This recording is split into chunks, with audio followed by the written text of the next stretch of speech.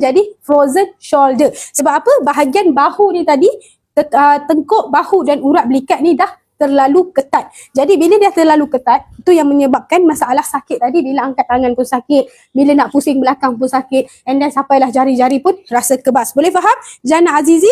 Jadi tunggu sekejap di dalam live kita supaya kita boleh tunjukkan cara urutan tadi untuk melegakan rasa sedikit kebas-kebas dan sakit tangan tadi. Kalau tak boleh, bolehlah datang ke sini, jumpa saya dengan tim-tim saya di SK Wellness berhadapan dengan Maiden Beru. InsyaAllah Aisyah akan bantu sedikit, serba sedikit yang melegakan. InsyaAllah, okey? Dia tidaklah terus sihat. Okay? Kita sakit ni kena faham, saraf dia tidak boleh urut sekali baru terus sihat.